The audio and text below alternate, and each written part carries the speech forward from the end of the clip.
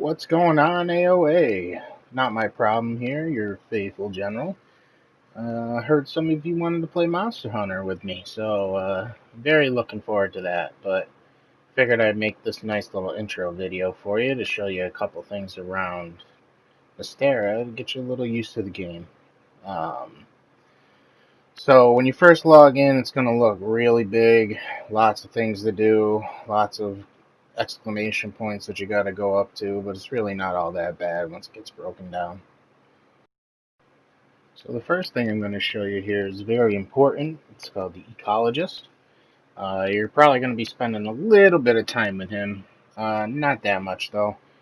So what you can do is you can go do research levels, special investigations, check all that stuff. Your research levels will show you like what you have to do in order to find tracks for your opponent, stuff like that.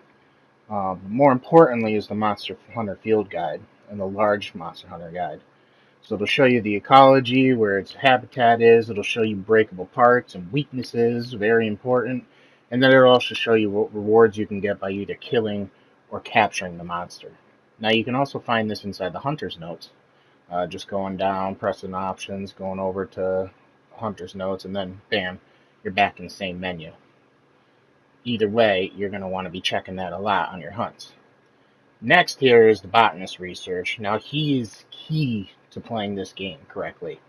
You're going to have to do a couple optional quests in order to upgrade it, but once you do, you can cultivate all kinds of herbs, mushrooms, bugs, stuff that you need for traps, for ammo. You can get different fertilizers from optional quests. This really is a huge part of the game because you're going to be needing a lot of stuff, and it'll save you a lot of time in the end. This is the Elder Melder. You don't get her access to her until later on in the game, so we're just going to skip over that. You probably won't even see her. Next I'm going to show you is the Argosy Captain. He lets you pick different goods that you can use points in order to purchase, your research points.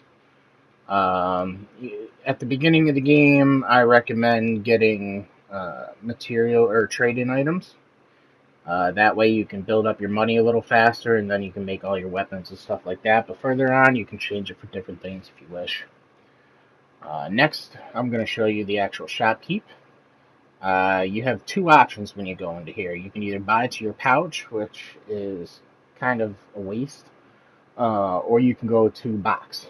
And this lets you buy in bulk, lets you store stuff, like Astera jerky here, very important.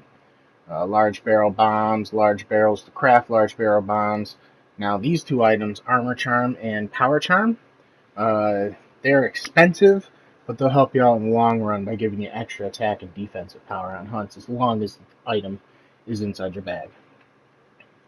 So now, what I believe I'm going up here for, and we're going to show you here in a second, is the workshop.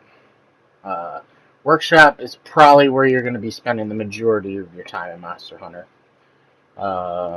Obviously, you get to forge equipment, you can forge weapons, armor, charms, armor sets you don't have to worry about, layered armor you don't have to worry about right now.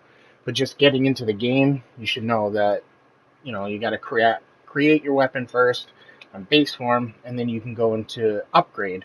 And as you progress further along, as you saw on that previous screen, it'll show you the stuff that you need. Once you get further along again, you get this augmentation setup thing. I'm going to just kind of skip over that. I'm just showcasing it a little bit. That's not something to worry about until after you beat the base game storyline. You can also craft armor sets and weapons for your Palico, which you should do regularly in order to, especially if you're going to be doing either 1 or 2 player hunts. 3-player, 4-player hunts, you don't have to worry about the Palico because they're not inside the game.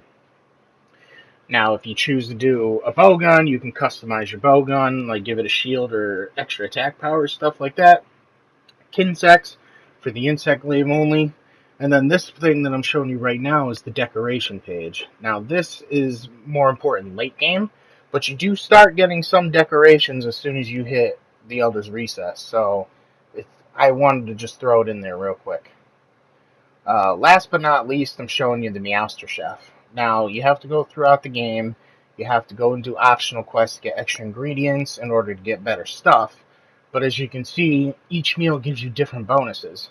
Now, I know it's tempting to go right for the chef platter because it's right there on top and it's all golden shiny, but each one gives you different stats ups, and you have to change that based on which monster you're doing. So if you're facing a Kieran, go for elemental defense up large and use a max potion inside the hunt. Anyway, thanks for listening. That's video number 1. I'll be back with another one shortly. Bye, guys.